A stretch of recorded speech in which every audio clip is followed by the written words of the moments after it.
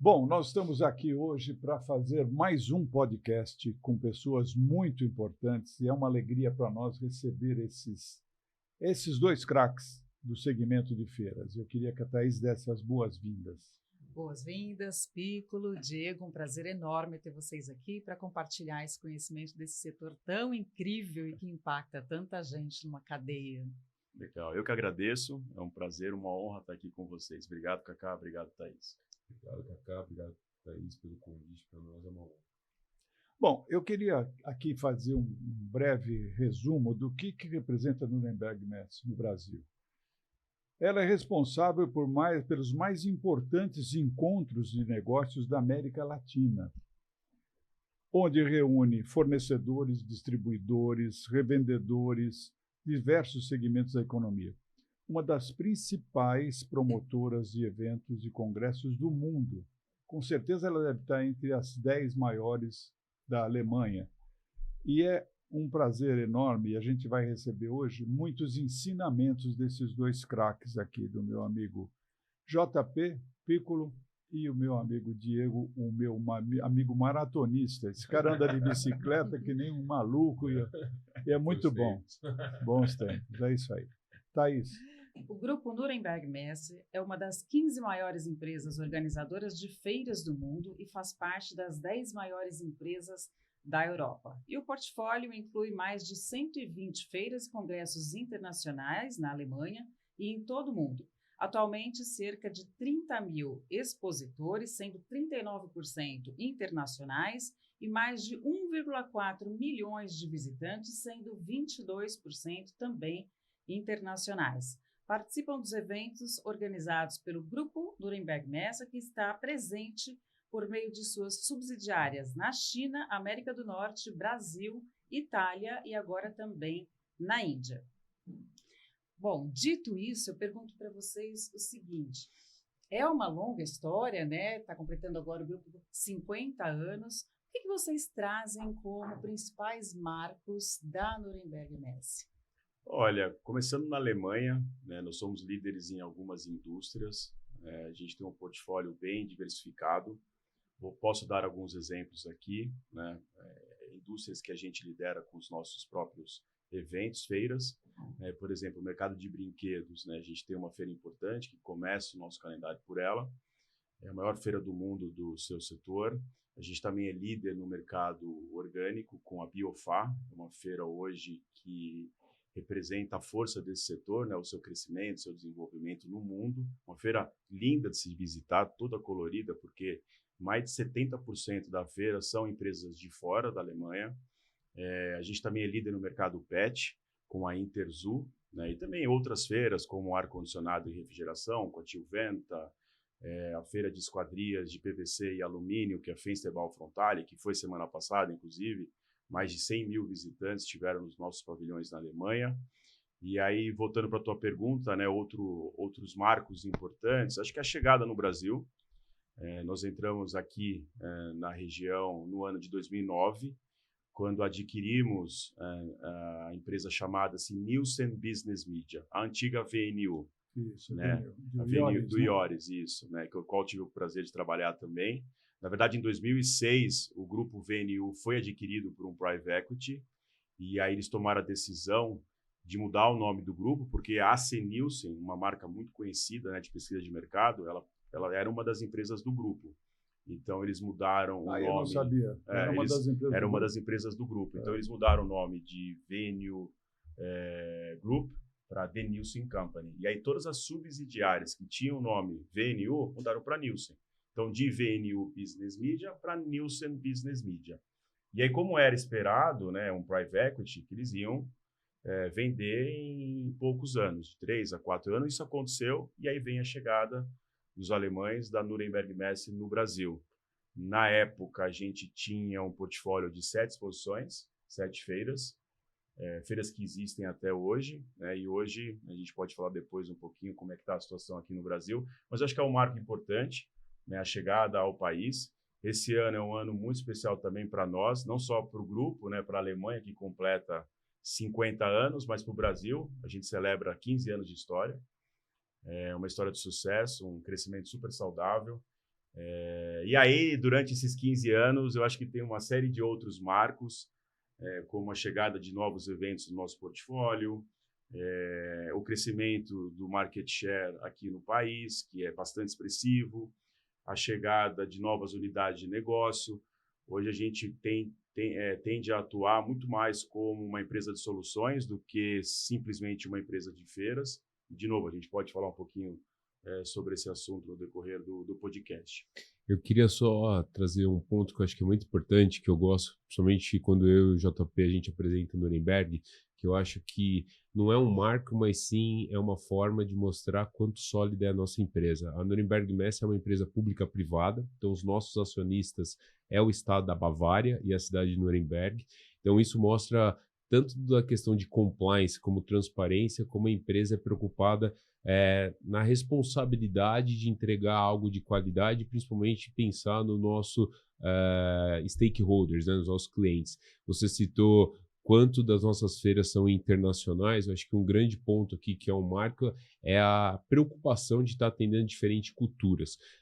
Algo que é interessante, hoje a Nuremberg atua em 119 países como representações, e nós, além disso, além das subsidiárias que você citou, a gente também tem operação hoje na Áustria e na Grécia. Então, são 7 subsidiárias que faz com que nós tenhamos uma conexão muito interessante em 36 setores econômicos no mundo, e aqui no Brasil a gente já está em 28 setores.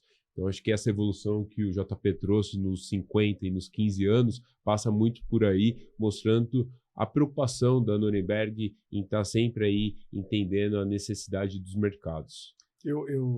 Você quer continuar? Eu ia só fazer um comentário que isso que o Diego trouxe é uma chancela, né? Com certeza. E uma chancela que para nós é muito importante, porque a gente brinca que o jeito alemão nos educa, nos ensina, mas o jeito brasileiro põe faísca e faz com que o motor ande. Eu tenho uma frase para definir vocês, que vocês têm que colocar lá na frente da Nuremberg, né, uma placa. Se fui pobre, não me lembro. Mas é engraçado, esse ponto que o Diego levantou é fundamental. Assim, a beleza é a mistura dessas duas culturas. Né? O alemão ele é de fato orientado a processo, a qualidade de entrega, e a gente tem atitude, coragem, tem um DNA de inovação. Uma bossa, né? O DNA de brasileiro. De né? brasileiro. Espiritualidade, o espírito do brasileiro é diferente. Incrível. Uma coisa que a gente brinca, né? Que a gente fala que o que dá certo na Alemanha talvez não dê certo no Brasil, mas o que dá certo no Brasil dá certo em qualquer lugar do mundo. Qualquer lugar do mundo. Aqui a gente faz mágica, né? Assim, muito respeito à palavra. É verdade. Eu sempre achei os alemães uma coisa imbatível, né? Eu fui várias vezes na grande feira da Alemanha, que a gente Hannover? Hannover Messe. Eu fui umas 5 vezes na Hannover, convidado pela Brenna Baumle, que era ela e o pai que faziam a feira. E eu chegava na feira, era um negócio inacreditável. Eu chegava 2 dias antes que o trem passa praticamente dentro de Hannover. Aí eu descia do trem, você vai até do Düsseldorf, descia do trem, a feira, 2 dias antes, estava tudo pronto. Não tinha nada, não tinha nenhuma mosca voando, não, estava tudo pronto, o jeito alemão de fazer feira.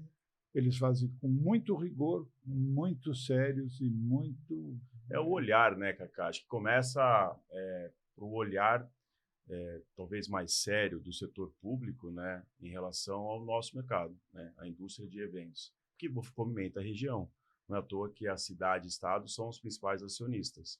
Né? A ideia de ter uma feira, de ter um centro de exposições é justamente esse, de movimentar a região. Então, o olhar é verdadeiro para o nosso negócio, e aí você tem toda a infraestrutura no entorno que ajuda também a fazer grandes eventos na cidade, né? Como o metrô, como o trem, como você mesmo mencionou. Toda a grande cidade da Alemanha tem a sua própria Messe. Toda. Você tem Frankfurt, Düsseldorf, Colônia, Munique. Eu falei do Düsseldorf, era de Frankfurt a Hannover, o trem.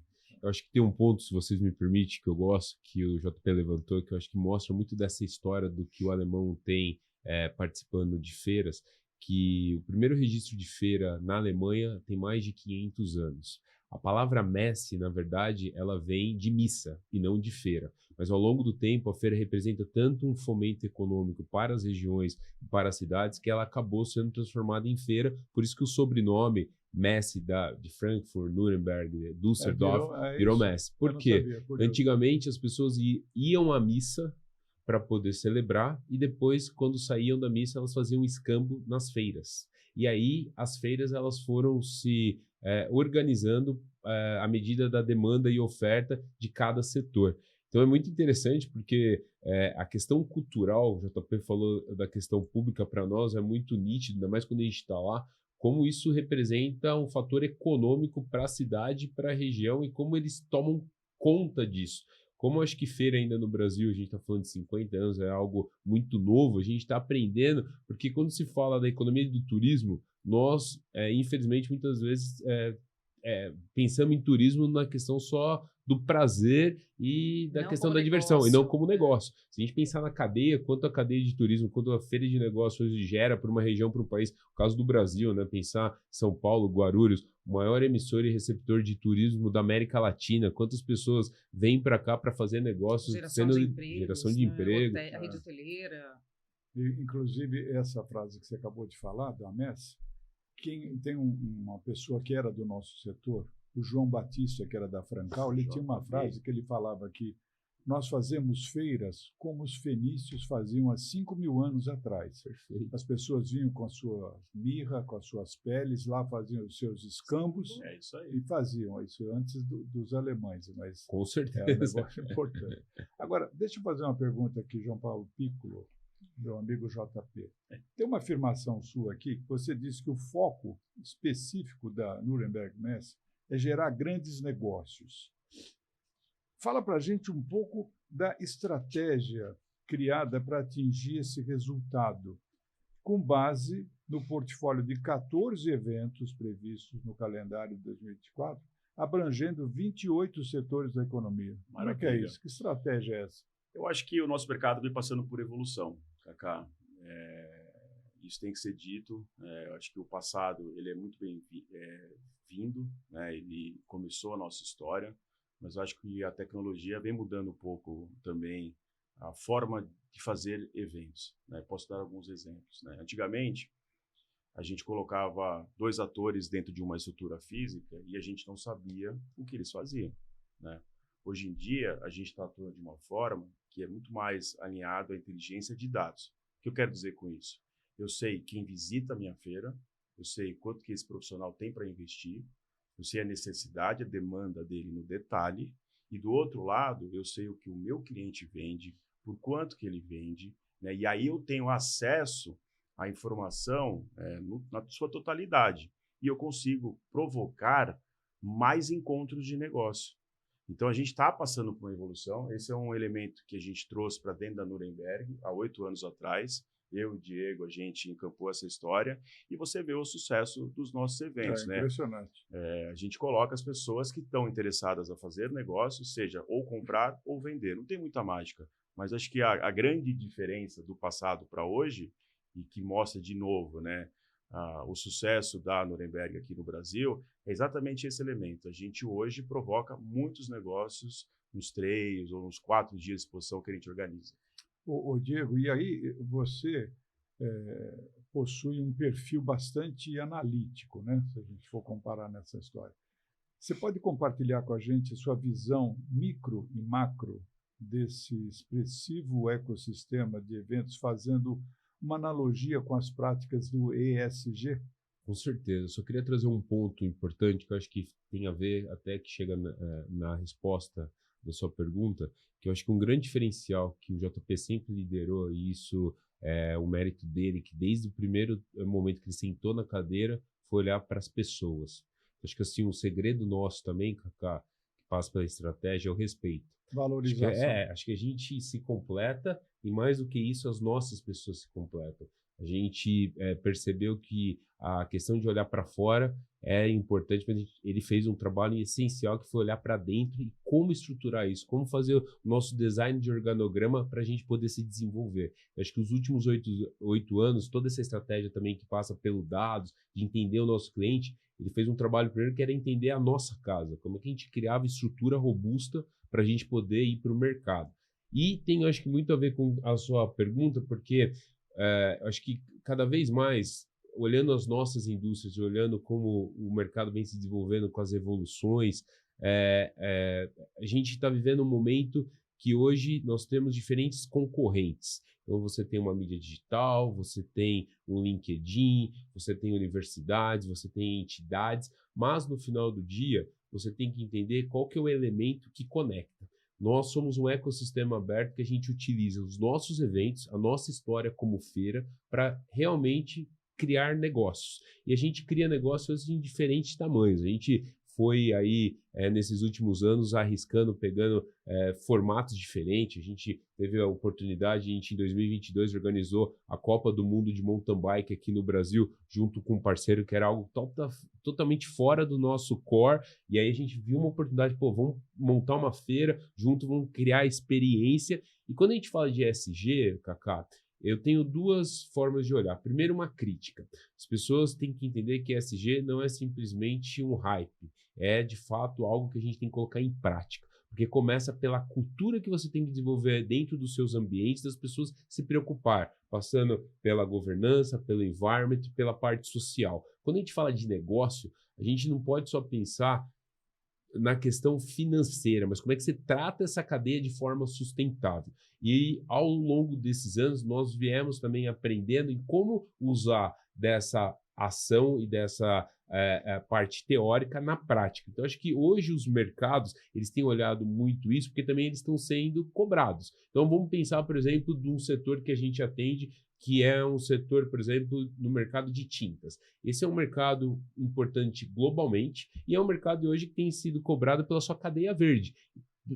Tanto da parte da descarbonização, mas também da forma da governança. Como é que você trabalha com a transparência com isso? E esse é um dos setores. Se a gente olhar globalmente, a gente tem 52 setores econômicos, 172 subsetores, ao qual você tem que, de fato, criar cadeias que estejam olhando o todo. Então, acho que tem uma coisa que eu aprendi com o JP, que é o seguinte, que ele falou desde o primeiro momento, eu tive muita sorte, tive professores como ele, PO, que sempre me deram a mão e, ao mesmo tempo, também me cobraram no sentido de como olhar o nosso negócio. Mas tem algo que ele sempre falou que é verdade.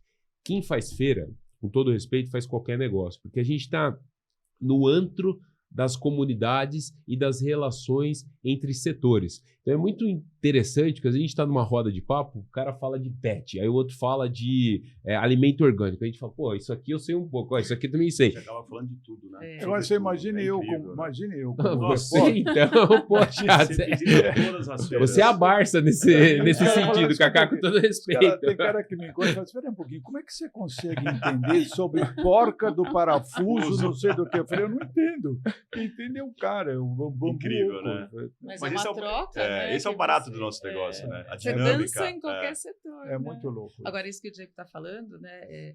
Eu super concordo, essa questão do ESG, né? De não ser uma moda, mas que acho que no começo as pessoas confundiam muito uma questão até de voluntariado e de boas práticas nas empresas, né? Sem métrica nenhuma, sem metodologia, né? E hoje a gente vem com essas questões de provas sociais e de você poder mensurar tudo que está sendo feito, que senão você não está fazendo nada, né? Fica dentro daquele achismo, mas tem que passar por uma profissionalização muito grande, porque a gente não está falando nem só de meio ambiente, né? A gente está falando de compliance. Eu acho que tem, assim, é importante, antes de mais nada, reconhecer que a gente produz muito lixo. Né? Perdão, volta um passo. Né? ESG, ele é lindo na teoria. Na prática, não é fácil. Né? Você implementar na prática não é um trabalho fácil de ser viabilizado. Mas eu acho que do momento que você reconhece a força do teu setor, e nem sempre isso é positivo, né? Porque pensando em lixo, que é um pilar importante, né? Reciclagem, e designar o lixo da forma correta. Você reconhecer que a gente produz muito lixo. Né? Por exemplo, numa Expo Revestir, que a gente fez um trabalho lindíssimo semana passada, a gente chegou no passado a investir mais de R$300 mil só de caçamba. Eu coloco esse dado só para você entender a Muito dimensão resíduo, né? é muita E é coisa. resíduo, assim, a cada 3 dias, né? Então, mas com força de vontade, né, com planejamento, você consegue fazer um trabalho lindíssimo. Racionalizar. Nossa, você consegue segmentar o lixo, levar esse lixo para os lugares certos, para comunidades carentes. Aí entra um outro pilar importante de ESG, que é o social. Você consegue trazer as comunidades no entorno de um pavilhão né, para trabalhar. Então, toda a gente trabalhou a semana passada nos nossos eventos que conseguiram levar comida para dentro de casa, sabe? A gente reconhecendo essa força, né? E a gente tomando a atitude, tomando a frente, a gente consegue fazer muita coisa legal, né? E não é para ficar bonito na fita, é para realmente ajudar a sociedade como um todo. Dá para fazer muita coisa bacana. É isso aí. Thaís, é com você. Bom, a gente vai falar de um assunto agora que a gente sente que ainda tem resquícios, que são os da pandemia, né? A gente sabe que de todos os setores que foram abalados por conta de lockdown, isolamento social, o setor de vocês foi um dos mais afetados, né? Feiras, negócios. E eu queria saber se vocês já se recuperaram para chegar de volta no patamar pré-pandemia, se vocês já superaram ou se ainda existe esse resquício de alguma dificuldade. Excelente pergunta, Thaís. Vamos lá. A gente já está em níveis superiores à pré-pandemia, no que se diz respeito a resultado operacional. Mas a gente não pode esquecer que a gente ficou 2 anos sem faturar R$1, né? Na verdade, a gente até teve um faturamento, porque a gente foi bastante criativo, né, criando novas soluções, novas frentes de negócio, mas nada comparado ao que a gente tinha no passado. Então, voltando, em resultado, a gente está melhor, superior. Mas, de novo, nós tivemos um desprendimento de caixa para sustentar uma operação, né, durante 2 anos. Isso tem que ser relembrado. Então, até a gente conseguir recuperar esse caixa, vai levar algum tempo ainda. Serão mais bons anos ainda de operação andando perfeitamente. E aí eu trago já a provocação para o Percy, né, que é um assunto... A gente vai falar Tá, então eu estou acelerado aqui, que esse assunto já me leva direto para o Percy. Totalmente ligado. Tá bom. Eu acho que tem um ponto, sim, que é importante, né? Foi uma época muito difícil para todos, mas para nós também foi uma época de muito aprendizado. Sim.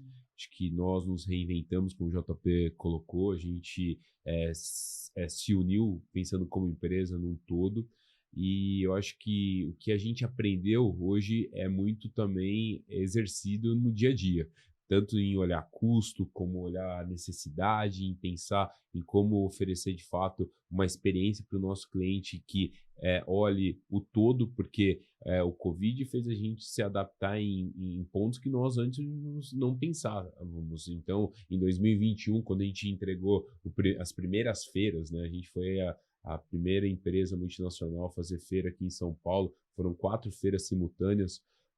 Foi uma experiência muito interessante. Dá para escrever um livro, mas acho que fez um efeito de cauda longa para nós muito importante em continuar também com práticas que poderíamos deixar de ter, mas faz parte hoje do dia a dia, do cuidado, da forma de fato de gerar aquela experiência contínua e usando todos os tipos de canais e também ferramentas que a gente tem à nossa disposição. Uma consciência, né, Diego, junto com uma questão de resiliência, eu acho, até do mercado, né? Esse ter que se reinventar, ele é de uma forma quando ele é planejado, né? Agora, quando ele te pega como nós fomos pegos aí, né? Foi uma questão foi o maior MBA das nossas vidas. E eu posso garantir, como testemunha, que os eventos que eu participei, que vocês estavam, foram impecáveis. Apesar de serem atribulados, 4 de uma vez só, é um negócio de maluco e tal, mas foram impecáveis. Eu queria perguntar um negócio aqui para o JP e para o Diego também.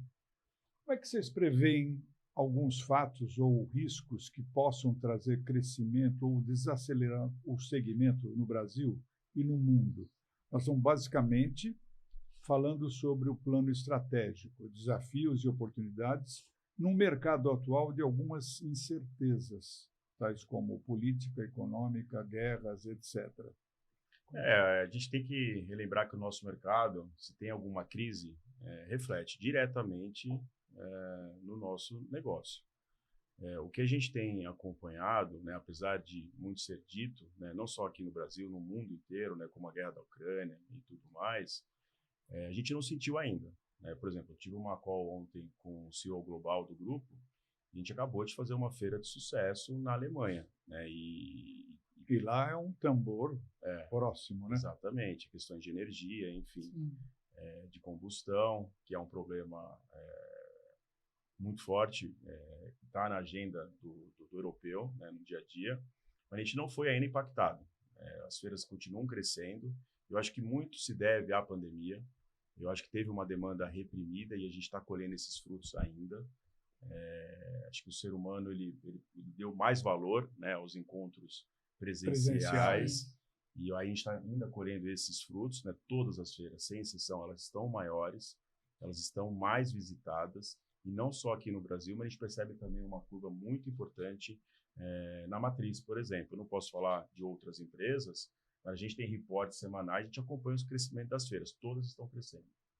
Eu acho que análise preditiva é complicada, Cacá, porque cada dia é um dia, ainda mais no nosso país, olhando politicamente e economicamente. Mas, até assim, o passado é incerto. Com certeza, mas assim, pensando como empresa e nas nossas ações, o JP sempre teve esse olhar e sempre nos apoiou em investir em tecnologia e principalmente em dados. Então, assim, nós, como Nuremberg Mestre Brasil, até virou referência para a própria matriz e outras subsidiárias em como tratar os dados e estar perto do mercado. Então, assim, a gente investe muito em ter reportes, entender os setores que nós estamos, ouvir muito os nossos clientes, estar perto dos nossos expositores, dos nossos visitantes, das nossas associações e principalmente também entender o mercado global. Acho que a matriz também investe muito nisso. A gente tem uma troca muito grande entre as subsidiárias, olhando esse fator econômico e também fatores políticos que hoje interfere diretamente, independente se está acontecendo na China, na Índia, na Ucrânia, mas também aqui no Brasil.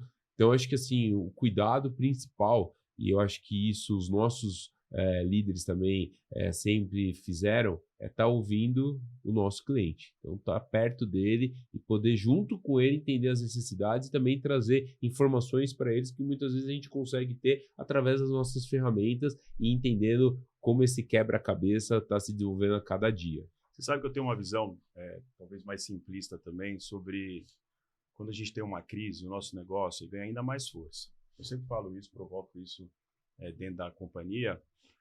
Imagina um cenário que um determinado mercado não está passando por um momento positivo, né?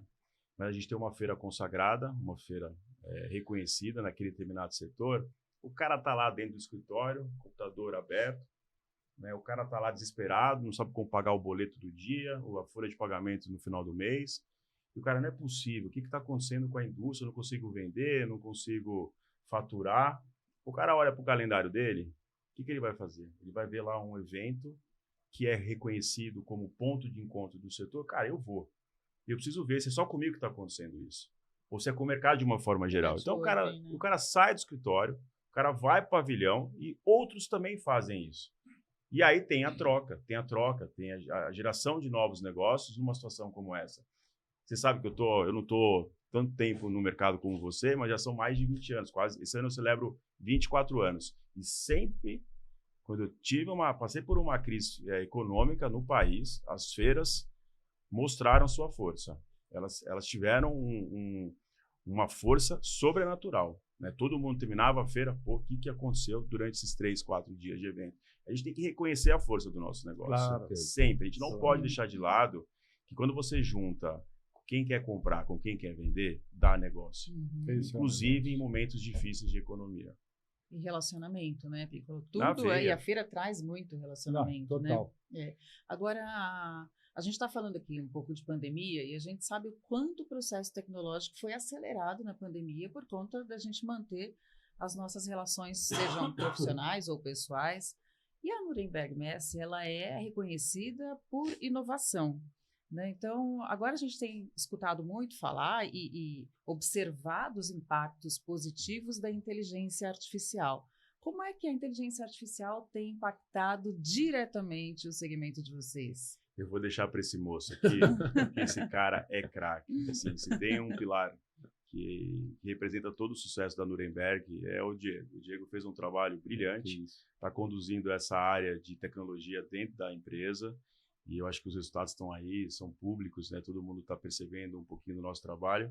E o gênio do Diego pode falar um pouquinho mais sobre esse assunto. Imagino, obrigado, JP. Eu acho que, assim, inteligência artificial ainda é um tema, vou dizer, novo para a massa. Eu acho que, ao longo dos anos, a inteligência artificial ela vem sendo difundida em alguns nichos. E agora ela chegou numa forma que as pessoas estão tendo acesso. E assustadas, né? E assustadas, com certeza. Porque o que eu brinco é que, assim, a inteligência artificial ela é meio. As pessoas têm que entender como usufruir desse meio ao seu benefício. Para a feira, ela também pode ser utilizada em diferentes âmbitos, desde uma questão de você colocar na experiência do seu visitante em sua jornada, bem como na análise de dados, como nos processos. Ela te ajuda a criar de uma forma mais acelerada entregas. Ela não faz mágica. Você também tem que entender como utilizá-la e você tem que dedicar tempo a estudar.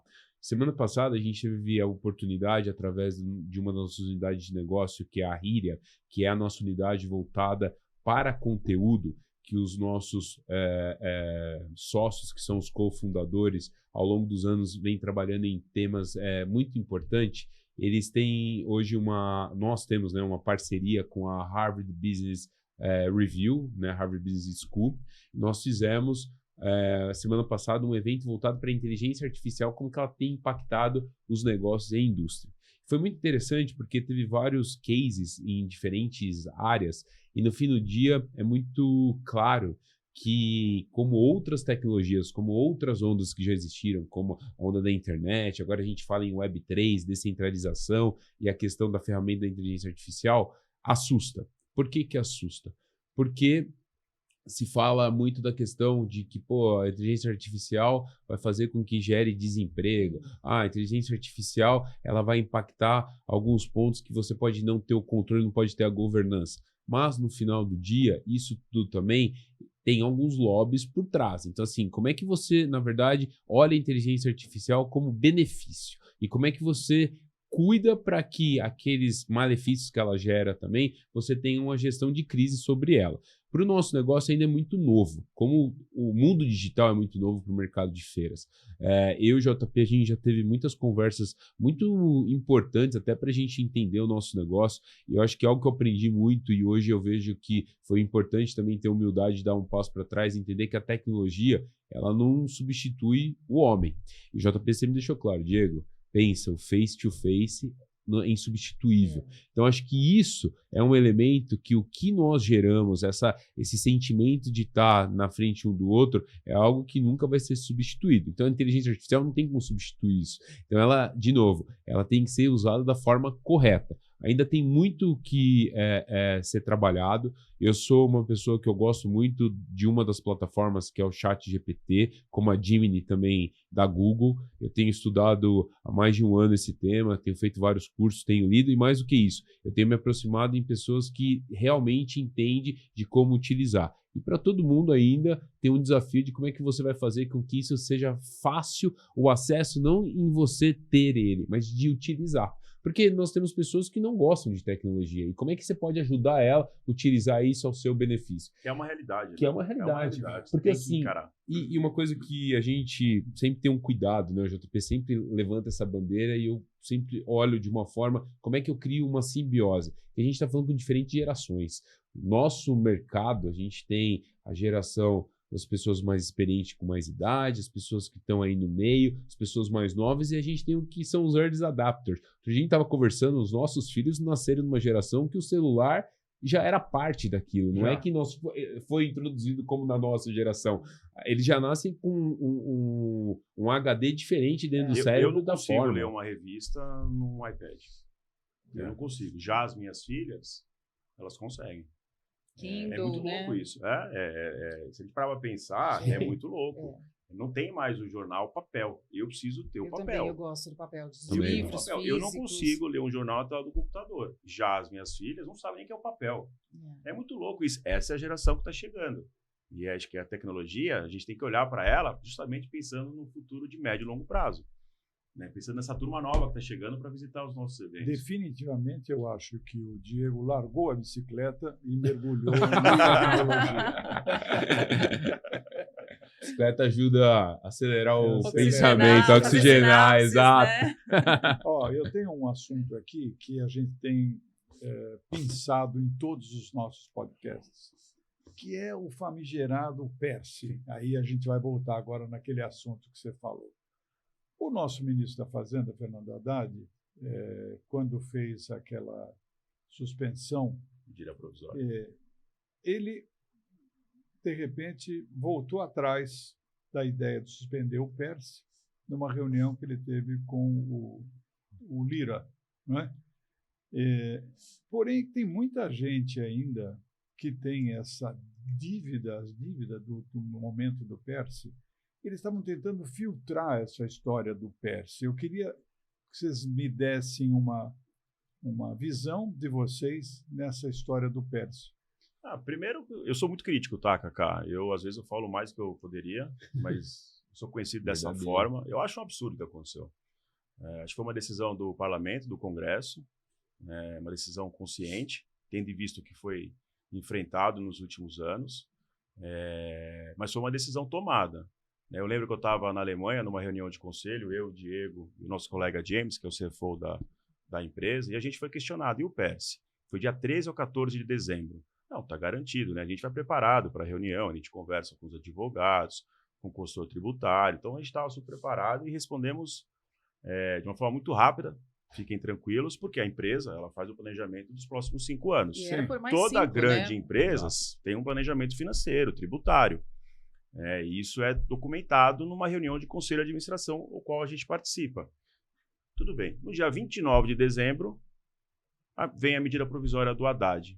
Que empresa vai olhar para esse país com seriedade, sendo que as coisas mudam do dia para a noite? A insegurança jurídica, né? É um absurdo. A gente está hoje num processo, diante de todo o sucesso, um crescimento inorgânico, né? Então, a gente até hoje, nesses 8 anos, a gente cresceu de forma orgânica, que é o desenvolvimento de novos setores sem aquisição. Agora, a gente está com uma agenda de aquisição, que é o que a gente chama de crescimento inorgânico, né? Então, eu estou lá batendo na porta do meu chefe, pedindo recursos para fazer investimentos.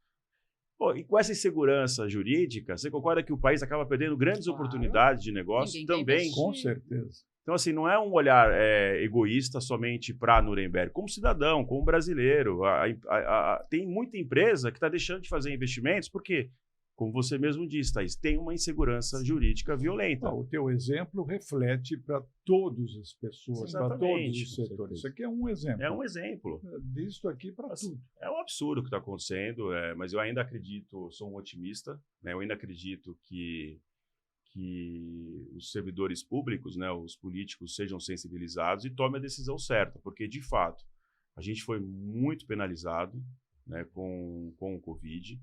Nós, de novo, né, ficamos 2 anos sem quase faturar, né, e a gente teve um cuidado, a Nuremberg teve um cuidado muito grande de manter os profissionais, o máximo de profissionais possíveis nesses 2 anos de operação. Então, a gente manteve um custo alto, né, durante 2 anos, então foi pesado. Né? Então, o PERSE ele vem numa excelente hora. Ele nos ajuda, de fato, a ter um crescimento mais sustentável e recuperar o que foi perdido. Mas perder isso agora é ruim para todo mundo. Né? É ruim para o mercado de uma forma geral. Para a economia, então, né? Para a economia como um todo. Teve uma falha, né, Piccolo, se você me permite, assim, de tudo que a gente acompanha, que foi a abrangência do PERSE, né? Porque você vê que empresas que foram abertas depois da pandemia já puderam ter o benefício, né? E outros quinais também, e né? outros que não tinha nada a ver com empresa isso. que vende mala, né? E aí trouxe, claro, que um rombo para o governo muito maior do que o esperado, né? Então é uma falha do filtro mesmo. Da ali, governança. Né? Exatamente.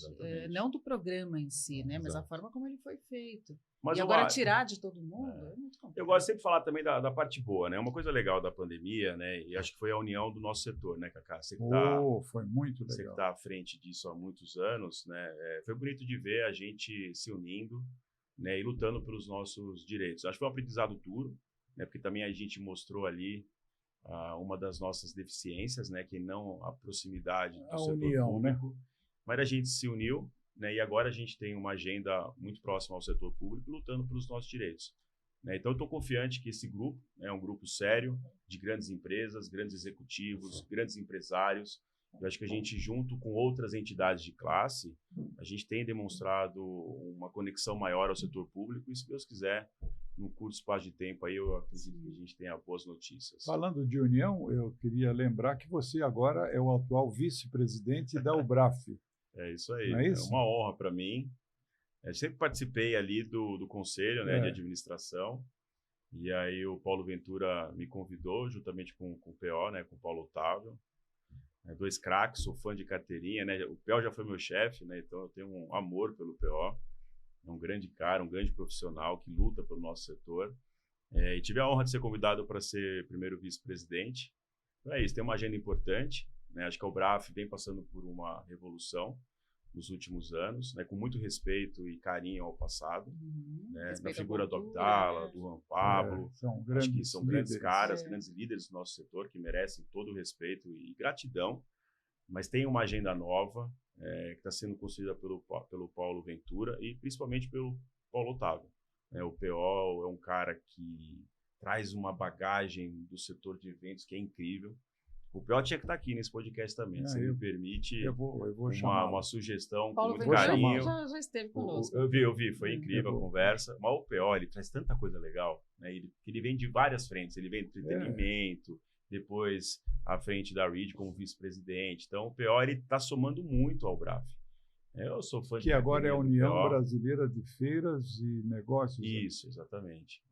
Com uma agenda importante, muito bem desenhada e definida. A gente discutiu isso há 2, 3 semanas atrás, que é essa relação mais próxima ao setor público, né, que ficou identificado e muito claro para todos, que não dá para tocar o dia a dia sem ter essa conexão mais próxima. É isso aí. Vocês têm a frente parlamentar também, né? A gente está lutando para isso, né? A gente tem, mas precisa se aproximar ainda um pouco mais. Então, vou perguntar agora. Você já quase respondeu essa pergunta, mas eu queria fazer essa afirmação, porque eu acho que isso aqui ainda tem uma peninha lá. Segundo a afirmação do Bundesbank, Banco Central Alemão, em entrevista dada à CNN, o país tem enfrentado dificuldades. O país, estou falando da Alemanha, desde que a invasão da Ucrânia pela Rússia, em 2022, que elevou os custos de energia e sua vasta economia, com forte presença do setor industrial, está agora em seu 4º trimestre consecutivo no crescimento zero ou negativo, o que pesa sobre toda a zona do euro. Essa fase que a Alemanha atravessa pode acarretar em algum impacto para Nuremberg aqui? Olha, Cacá, como eu disse, acho que eu já quase respondi essa pergunta. De fato, a situação é diferente. Eu não diria que é uma situação ruim, porque é um país sólido, né? É um líder na região europeia. Isso tem que ser relembrado. É um país que representa e tem uma força impressionante na Europa. Mas é uma situação diferente. Eles não estão tão acostumados com esse zero crescimento, né? Eles não estão acostumados, por exemplo, com inflação. A gente até, nas nossas conversas semanais, a gente brinca sobre isso, né? A gente está acostumado com inflação 10% mais, né? Os caras não sabiam que era isso até outro dia. Juros negativos até, né? É muito louco eles comentando que vai num posto de gasolina, ver o litro da gasolina com 10% de inflação. A gente já está mais acostumado a essa agenda, mas enfim, é uma situação diferente. Eu não diria que é uma situação difícil e que esteja já impactando os nossos negócios. Como eu disse no início, né? Todas as feiras que acontecem na cidade de Nuremberg, nos nossos centros de exposições, estão bombando, tanto em crescimento de exposição, como em crescimento de visitação. É incrível de ver. Então, ainda não refletiu. Não chegou. E eu acho que isso se deve ao que a gente já conversou aqui, inclusive, né? A força do nosso negócio, né? Em momentos difíceis, você aparecer, ser visto, é fundamental, né? É a estratégia de cada companhia, né? Então, quando você tem um orçamento que você está discutindo ações importantes de marketing, você vai escolher aquelas que de fato dão retorno. Então, esse crescimento, para mim, só mostra ainda mais a nossa força, que as empresas estão escolhendo de forma correta os seus investimentos a serem feitos, né? É isso aí. E eu acho que se tratar uma empresa pública-privada, como nós falamos, eles são muito organizados em planejar e estar preparado para crises. Não que vá acontecer, mas sempre eles têm esse olhar. Nós aprendemos muito com isso. E tem uma questão, né, Cacá, que eu vejo que as feiras que nós promovemos no mundo são muito estratégicas para a economia global. A gente tem, eu vou usar a palavra sorte, mas eu acho que é todo um conjunto de questões que fez a Nuremberg hoje está aí nesse foco desses 36 setores, que, por exemplo, olhando para o nosso portfólio, a gente tem 28 setores. Se a gente for pegar os nossos 28 setores, eles representam hoje pelo menos 62% do PIB. Então, assim, um impacto muito alto. Eu estou falando isso de Brasil. Então, pegando os 36 do mundo, eu não tenho isso de cabeça, mas imagine o impacto. Então, nós vimos aí as últimas feiras que nós participamos para alguns temas até sensíveis, que tinha muito comprador, porque via que ali era o ambiente de você gerar a relação não só econômica, financeira, mas também política. Porque tem temas, por exemplo, a Nuremberg Messe em 2020, na Alemanha, ela começou com um tema que é o hidrogênio verde, que é uma plataforma. Em 2021, através da RIR, a gente começou a contribuir. Em 2022, a gente trouxe para o Brasil o Hydrogen Dialogue Latam, e agora a gente está expandindo e nós temos uma troca muito grande. A gente traz missões europeias, alemães para o Brasil, para estados que estão aí sendo uma porta e um grande, vamos dizer assim, ponto focal com a Alemanha. Então, por exemplo, você pega o Ceará, tem um investimento de mais de bilhões de dólares da Alemanha no Ceará, porque tem hoje uma parceria com o Porto da Alemanha, com o Porto do Ceará, para fazer no futuro a logística da transformação energética através do hidrogênio. Então, assim, eles também estão olhando, e eu acho que para nós é uma oportunidade. O Pico, a gente sempre gosta de olhar desta forma. O Brasil, ela tem muita oportunidade pensando na crise global, principalmente se a gente for entender que nós temos aí uma força na transformação energética, a gente tem a agricultura. Então, se a gente for olhar o alimento, a gente tem algo muito importante. Então, não só a Nuremberg, como os outros promotores, tem uma oportunidade também de olhar para frente e conseguir trabalhar nesse âmbito. É isso aí. E um impacto enorme na economia, né? E na vida das pessoas em vários aspectos. Bom, então agora, para a gente poder finalizar esse bate-papo tão gostoso com chave de ouro, eu queria perguntar para vocês sobre as ações dos 50 anos da Nuremberg Messe. Eu vi que tem um investimento aí, né, previsto cerca de 50 milhões de euros, ligados a atendimento ao cliente, à sustentabilidade e tecnologia. E tem uma questão também até 2028, que vocês já estão com uma prática aí para entrega de carbono zero. O que mais que a gente tem nesse grande marco de 50 anos? Olha, primeiro, é a empresa mais jovem na Alemanha, né? São grandes empresas que estão ali na região, no país, grandes messes, e a gente é o mais novo de todos, né? A que mais cresceu também, isso é importante destacar. E os conselheiros estão muito felizes com o sucesso, e por conta disso estão fazendo investimentos importantes. Eu acho que essa questão de energia é um deles, né? A gente colocou energia solar em todo o teto dos pavilhões, em todos os halls.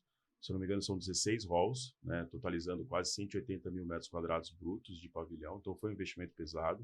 Muito desse número está em relação a isso. E a questão de, cada vez mais, atender melhor os mercados que a gente atua. E passa por aí a hospitalidade, né? Eu sempre falo, o Diego também, tenho aprendido muito com o Diego nesse sentido. O Diego vem da área de turismo, né, do setor de hotelaria, trabalhou muitos anos em grandes redes hoteleiras, né, e a gente trabalha com o receber bem tanto os nossos clientes, expositores, quanto os nossos clientes visitantes.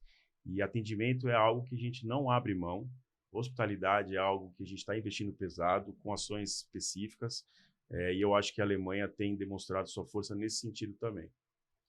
E eu acho que tem um ponto que é essencial, né, que eu comecei até falando, destacando que foi um ponto que o JP sempre investiu, que são nas pessoas. Eu acho que a Alemanha também tem investido cada vez mais nos seus funcionários, não só a Alemanha, mas todas as subsidiárias. Quando a gente fala de tecnologia, acho que tem um ponto muito importante que, assim, a tecnologia ela tem diferentes áreas. Então, a gente tem a parte de infraestrutura, você tem a parte ligada à jornada dos nossos clientes, você tem a questão de dados, e algo que nós começamos em 2017 foi realmente entender como é que fazer essa junção, né?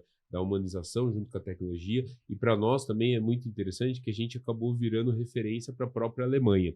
Então, muitas coisas que eles estão investindo lá, a gente foi um laboratório para eles. Então, desde a criação que o nosso diretor de operação trouxe, que foi o e-commerce, passando pelo NLab, que é o nosso laboratório de dados, com o nosso parceiro Marco Marcelindo, passando por todo o investimento que nós fizemos na jornada dos nossos clientes, algo que a gente não abre mão. Todos os anos a gente senta com a nossa equipe e a gente redesenha essas jornadas, mapeia, entende cada ponto, como também isso está voltando, né? A gente tem, claro, que pensar no ROI do cliente, mas e o nosso ROI, o nosso CAC? Qual que é o custo de aquisição para cada cliente? Quanto que a gente está tendo de retorno, de fato, de cada ferramenta, de cada ação que nós estamos trazendo? Então, ele tem esse olhar também muito de perto, porque no fim do dia, isso é muito importante, como o JP sempre fala, nós somos executivos, não somos donos, então a gente tem que olhar pela sustentabilidade do todo da empresa. Né? Muito bom. Então, olha, eu queria muito agradecer aos meus 2 queridos amigos, Obrigado a vocês. meus jovens executivos. Né? Jovens, obrigado pelo jovem, Cacá. São 2 jovens executivos que fazem um trabalho maravilhoso. Obrigado. Eu sou testemunha disso. Obrigado. E agradeço muito vocês terem vindo aqui. Foi muito rico essa experiência, foi muito rica, né, da gente poder ter essas informações importantes. Cacá, eu que te agradeço. Você sabe que eu sou teu fã. Você está há muitos anos no mercado. Acho que o mercado deve muito a você. Né? Gratidão, então, registrado aqui publicamente. Obrigado mesmo por todo o teu esforço, carinho. Você nunca deixou de visitar uma feira nossa. Nunca. Nunca. Isso tem que ser relembrado. A gente tem realmente, a gente fala, tem carinho por você, pela pessoa Cacá. Então, não poderia deixar de te agradecer. E para mim é uma honra. Sempre quando você puder me convidar, estou aqui, cara, e conta com o nosso apoio sempre. Obrigado. São exemplos para a gente, Cacá. Você é um grande batalhador. Acho que você Guerreiro, acredita, Cacá. guerreiro. Você tem aí uma plataforma que tem também acompanhado muitas mudanças, que é a mídia, e você nunca desistiu, então a gente também tem que aprender muito que isso. E mais do que isso, você trouxe um elemento para as feiras de negócio, né? Que é saber botar ela nessa multicanalidade, a forma de levar o nosso negócio. Então a gente agradece você abrir esse espaço para nós também. Muito obrigado, isso aí. Cacá. Thaís. Obrigada também, Piccolo, Diego, foi um prazer entrevistar vocês e pela generosidade de compartilhar tantas informações bacanas com a gente e com o nosso público que ficou com a gente até agora. O nosso muito obrigado. Fique com a gente nos próximos podcasts, que é sempre um aprendizado muito rico. Até o próximo. Prontinho. Obrigado. Gostaram? Obrigado. Obrigada, gente. Muito, Ótimo. poxa. Deixa eu fazer um favor para vocês. Eu estou pegando depoimentos. Vamos fazer um depoimento para o canal, para o C3 TV, que é o Climate Change Channel, o canal que eu estou, que eu pego depoimentos de personalidades. Vocês são 2 personalidades. É curtinho. Eu vou perguntar para vocês qual a importância dos 2. Pergunto para um e depois pergunto para o outro. Qual a importância de um canal que fala sobre mudanças climáticas aqui no Brasil, 24 horas por dia? Mudanças climáticas? É